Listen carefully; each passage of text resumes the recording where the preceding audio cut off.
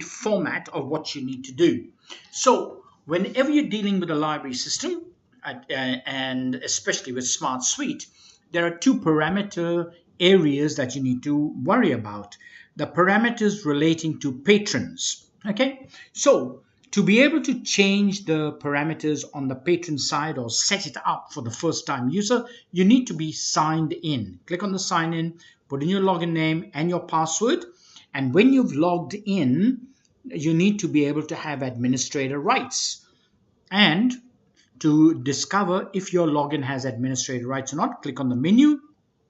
And if you've got configuration and authority file, you've got administrator rights. Okay, so you need to do that. If you don't, contact us and we'll validate that you are an administrator, because we don't want any student posing as a teacher telling us they're an administrator and then really destroying your system. Okay, so you need to go to the authority file. This is all about patrons. You need to go into the authority file, and the first thing you're going to do is click on audience, because that's alphabetical. You need to do the class grade. Okay, so these are all your year levels. If there's a year level missing, you need to put it in here. So new students in year 1. Okay, so I've created that one. That's for 1, and I just go add. All right, now when I go and create new students in year 1, okay, and when I click add, it took me, and if I need to change it, I can click on the pencil and that'll bring me back in here. And you must have these parameters filled in. If they're not filled in, you're never going to be able to circulate and do overdues and a whole bunch of other stuff. Okay, so for patrons, this is a very important area. Security level. The security level should correspond with the year level. So if it was a year 10, that'll be 10. If it was a year 9, that'll be year 9. If it's a 1, it'll be 1. If it's anything less than 1, like preps and pre-preps and pre-preps, just make it 0. Okay. Final borrowing date is the date you want all the books back in the library. So we're going to be closing on Christmas Eve. So we want all the books back on the 23rd of December. Okay. It can be, if you're at the end of the year and you're preparing stuff for New Year, you can make it, oh, well, just make it next year. Then I don't have to worry about it. Expiry date. I always tell people, figure out when you're going to retire, add about 40 years to it, and then put that day, because we don't need it. The system does, but you don't really need it. The only people that need it, if you're a high school and you're putting in your year 12 students, you don't want them borrowing books after the 1st of July 2020. So you'll put the 1st of July 2020, so that when they come to borrow after that date, they'll say, no, they're expired, don't give them books, they're not bringing them back. The next thing is how many books they can borrow. They can borrow 14 books. How long can they borrow it for? Let's say, no, sorry, they can borrow 10 books. They can borrow for 14 days. Okay. They can automatically do renewals themselves off the web. So if they're on the web and they're at home and they've got a book and they want to renew it, allow them to renew it twice or once. Okay, and then after that, they have to bring it in. They won't be able to renew. Okay, and if they renew, how long can they renew it for? 7 days. If you're going to allow them to reserve books on the web, they can reserve 4 books. That's it. If they try and reserve 5, it'll say, no, you have to remove one of your reserves. Make sure that they cannot borrow multiple copies of the same book. Teachers will, but not students. Can the patron override? What that means is, if this was a teacher and the loan limit was 200 books and they can borrow them for 365 days, okay, they can renew it for 45 times and they can renew it for 365 days. Okay, if you click the override and if they come to borrow a fortnightly loan item, or the teacher comes to borrow an overnight loan item, it'll say, no, I know it's overnight, but give it to them for 365 days. In other words, it's saying the patron overrides the book loan limit. That's what's there for. Students will never have these two ticks. Teachers usually have those two ticks. Okay, and then you just click save. And so what you need to do is you need to make sure you've got all your class grades in here. You need to click the pencil and go in and double check on all of that, and you do it. So that's the first authority file that you need to do for patrons. The next one you need to do is you need to come down to homeroom and just put in all the homerooms. There's nothing else that goes in there, just the homerooms. That's all. So the reason for that is because if you want to do loans or overdue reports based on their homeroom, you'll need to be able to put a student into a homeroom. Okay? What format you use, entirely up to you. So as a new user, you must have the class grade, you must have the homeroom for a student to be able to borrow. And that's all it is. Now, let's go back into my main menu, search and schools collection.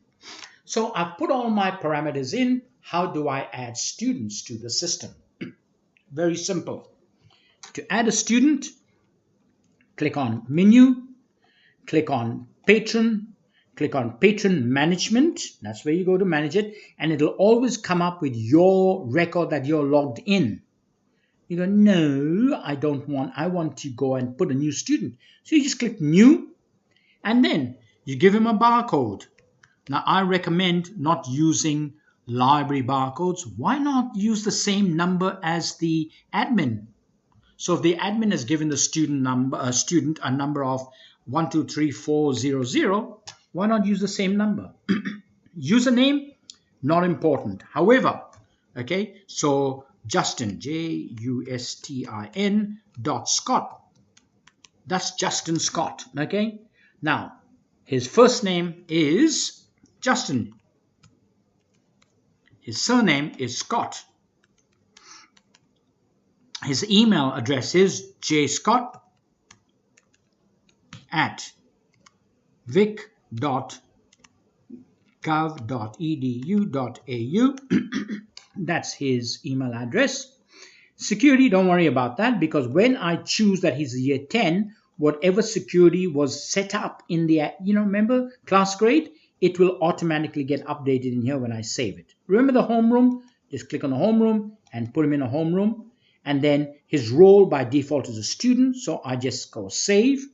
And it says I'm going to give him an automatic password because you didn't give him a password. Now, the thing is, now that you've created him, he can log into the system from home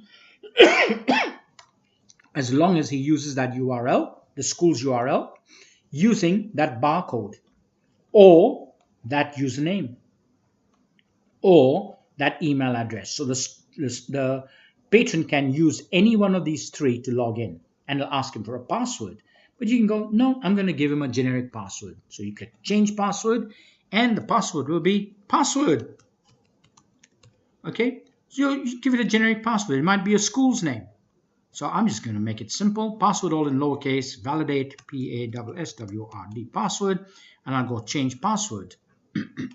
Now, what's going to happen is Jenny Scott, okay, will have the same password as the password I've just given him, except I can go change password on next login. If that is set to yes, you can tell your student, log in as jenny.scott. This is your password. It's called password, but when you log in, it'll ask you for a new password. And that's what you do. If Jenny forgets a password, just do a find, call up Jenny, click on change password, make it password, and go, Jenny, I've reset it a password. You need to log in and give yourself a new password. And you can do that as often and whenever. If you want to upload that patron, then that patron's photo, just have it saved on your laptop and then or PC. Then just go, once you've got the patron there, go upload. And let's say this is my drive and this, okay, and this is my document. Oops, it's not there. So let's just go, I've got a picture in here and there's a document up here. I can go ahead and just click on that folder, that picture, and go open. And when I do, his image or her image will get automatically transferred there. That's how you just manually upload one picture. If you want to upload a whole school's photo, we have a much quicker way to do it. Talk to us. Okay. Same as if you want to upload all your student records from your admin system, please talk to us. Don't put them in one by one. We can do it all in about 2 minutes flat. Okay, but that's all there is to adding a patron onto the system. Don't forget to click save to save all that record, and that's it. Now we're going to deal with, all right, I need to add records to the system. So just like in patron records, you needed to have some parameters set up. With books and resources, you need to have some parameters set up. Where do we go? Same place, menu, configuration, and then authority editor. And when you go to the authority editor, same thing, audience will come up because it's alphabetical. You need to just go down here and you need to put in the loan type. Click on the loan type and you can put in a period there. So you can put whatever period. Okay, once you put in there and click plus, you then need to say, all right, I got a loan type called year 12 loan. So you can put that in, but you got to then tell it what does year 12 loan mean. And what that means is clicking on the pencil and in here, it'll be blank. So you'll say year 12 loan means 90 days. So you put in 90. Okay, and then it'll ask you for a date when you want all these books back. My recommendation is just make it the end of the year and then just go save. But you'll need to put a loan type for daily, weekly, fortnightly, monthly, not for loan, which will be 0, term loan, weekly loan, special borrowing. So whatever you're going to catalog a book, and if you're going to give it a particular kind of a loan type, it has to exist in here, because when you're cataloging, this is the list that's going to come up. So you need to do loan types, and you also need to do renewal types. There you go. Okay, and you need to do media types. So if you're cataloging books, you'll need to have a media called book. If you're cataloging cards, you need to have a media called cards. If you're cataloging charts, you need to have a media called chart. If you're cataloging something and you want to call it kits, you need to have a media called kits. So whenever you're trying to catalog something and you're trying to put in a field of information like location or sublocation and it doesn't exist in the list, this is where you come, because here are all your authority files. So you need to be able to be in here to be able to select it when you're doing cataloging. Okay, now you don't need to put in all your authors, you don't need to put in all your subjects, because 90% of everything you do in cataloging, even though it's in a list, you can dynamically add it at the time of cataloging. The only thing you come here for is if you're saying the loan type is term, then you got to come in here, put term, and then tell it what you mean by term. When I mean term, I mean it's a, it's a fortnightly loan or whatever. Okay, so that's what you need to do. Now, once you've got all of that in, there's 2 more things you need to do before you can start cataloging. And remember, these are things that you only do once ever as a new user, and that's it. And then you can just tear up the piece of instruction you've just written down and totally forget it, because you'll never do it again. So the next thing you need to do is you need to set up your SCIS if you're a SCIS person. Okay, so if you're importing data from SCIS, you need to set that up once. Okay, to do it, you go to menu, you go to catalog, and you go to global catalog. We don't call it SCIS catalog because you can import data not just from SCIS, from any other Z39.50 resource. So just go into global catalog, think of it as SCIS. And when you go in here, remember the configuration on the button, don't click that. We want the up arrow. Click on the up arrow and you'll go Z3950 databases. You only do this once, Z3950 databases, and you should have SCIS up there. Pay attention to my screen, because yours should have everything here except the username, because you'll put your username in there. So you'll put your SCIS username in there and you'll put your SCIS password in there. It's hidden, you can't see it. You need to put that in. Priority will always be 1, and then you'll go save if it's new, or update if you change your SCIS username or password. Okay, but it has to have that URL and has to have all these other pieces of information in here for SCIS. Once you've done that, okay, and you go save or update, then you're almost ready to go. The next thing you need to do is you need to tell the system what kind of spine labels you're using. And the way you do that is exactly in the same spot. Up arrow in the configuration area, not Z3950 databases, we'll go down to default spine labels. Click on that, and you'll say my default spine label is 12603 or Alice or 12601. Okay, if it's not one of these, tell us which one it is, and if we've already got a default for it, we'll tell you, we'll upload it for you, and then you just choose that one. If it's some no-name brand, my recommendation is bite the bullet and just go and buy record 12603, which is used by 90% of users out there, and you will never, ever, ever have to format and pull your hair out trying to format spine labels, because 12603 does 99% of what any library would want to do. Okay, so okay, you might have to buy new spine labels. It's going to cost you $50, and throw out old spine labels. That means you're going to lose about $20. Let me assure you, that'll be $20 worth of headaches multiplied 10 times, okay, by just adding a new spine label of 12603 as an example. So you just choose that, and then you just go save, okay, and now you're ready to catalog. So the way you catalog is menu, and then you just go catalog, and then catalog. That's how you do original cataloging, not SKIS.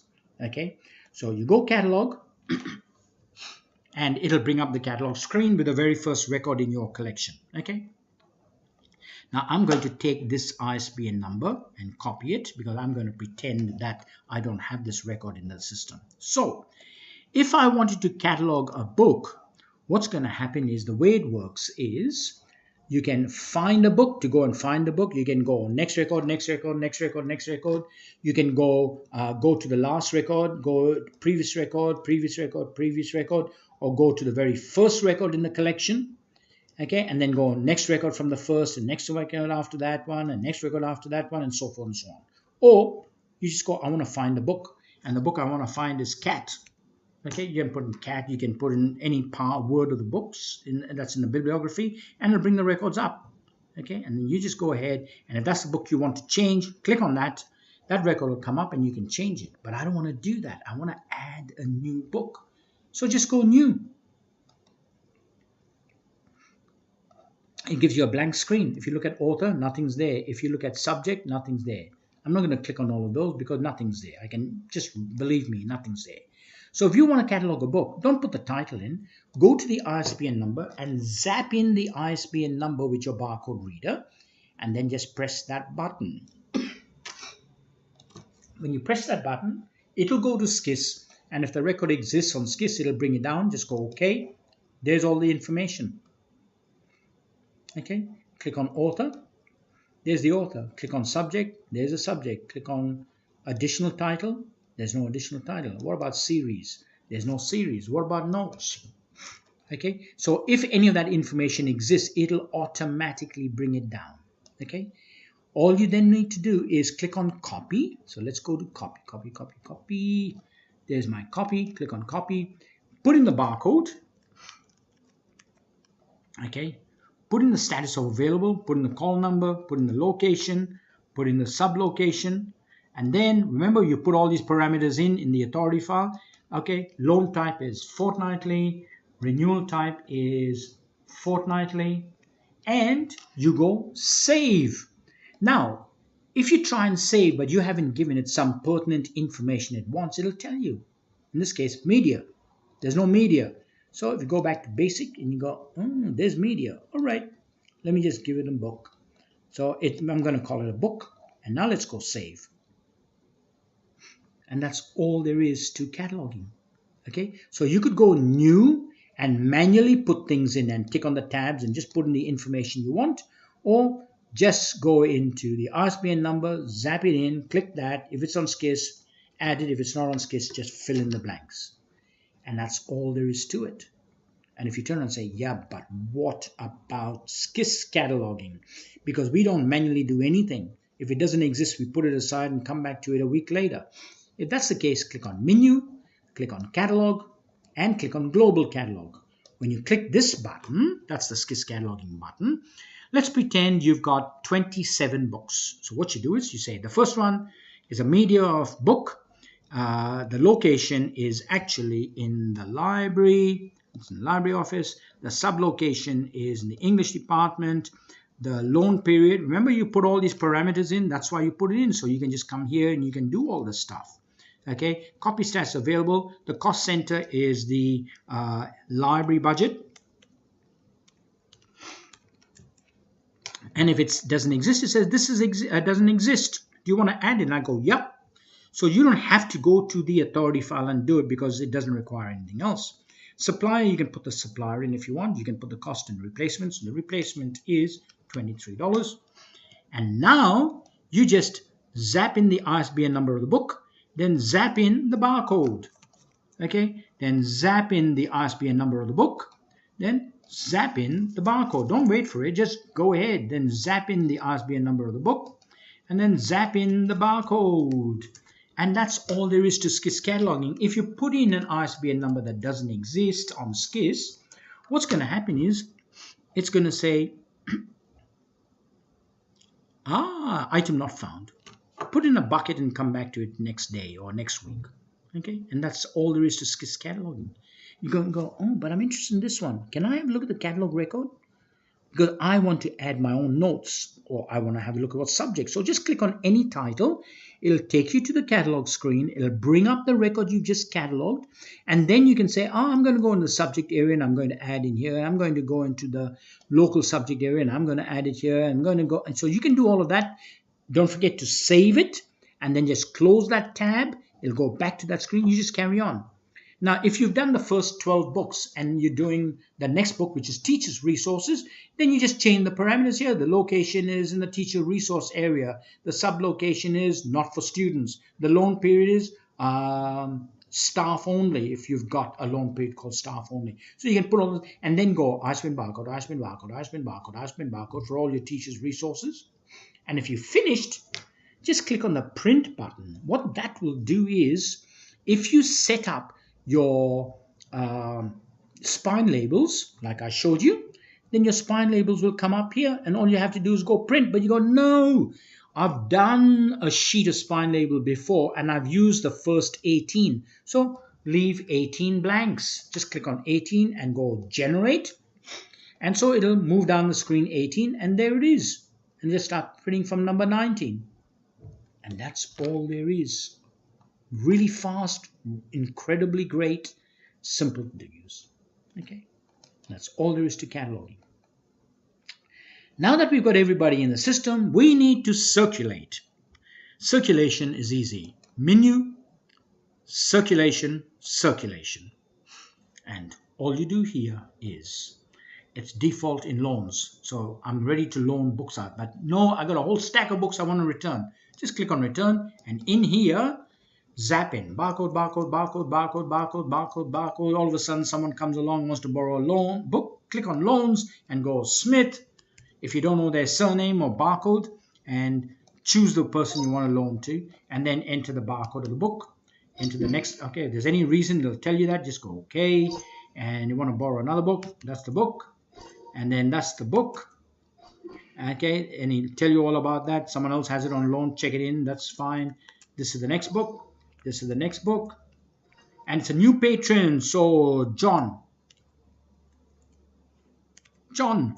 So call up John and I'll go John Fernandez, and he's expired. Well, he's not. I don't want to go and fix him up. I just want to check out the book so I can carry on. So put in the barcode of the book and it tells you, oh, this book has been lost. I go, no, check it in. So then go next book. Okay. And it says it's marked as on loan. Well, I've got it here. I'm loaning it out. So someone obviously didn't check it in correctly. Just go okay. And then he'll check it in today. And there you go. And that's all there is to loans. If you want to return something, just return. If you've got someone that's got a whole bunch of books on loan and they'd like to renew it, click on the books you want to renew. Or if you want to renew all of them, like a teacher that's got 200 books, just click up the top and I'll put a tick everywhere and say, I want to renew it for next year. So, all right, but I'm only allowing you to have it till the middle of term 2. So that's the 12th of May, 21. You got to tick there and just go renew. Okay, exceeded the renew limit, and I got, yeah, okay. So if you allow them to renew, there it is, but you can override everything and up it's in there. Okay. Now, if they turn and say, I lost cat's eye, you just put a tick what they've lost and just go lost. And that's gone. If they go, Garfield, I returned it. I put that on the shelf. You go, I'm not going to believe him, but I'll give him the benefit of the doubt. So go claim return. So he said he returned it, but I don't believe him. Okay, so you can put anything you like in there and go okay. And what's going to happen is it won't go red like overdue. It'll just go brown. So every time you call him up, it'll just keep you notified that this guy, John Fernandez, he tells you some whoppers and he's not returned this book and hasn't returned that book. It'll keep a loading of that. And whenever you do overdues to the parents, this will automatically just happen to appear on the overdue list so that Mr. and Mrs. Fernandez can check at home to see if they've got it. And that's all there is to circulation. Really simple.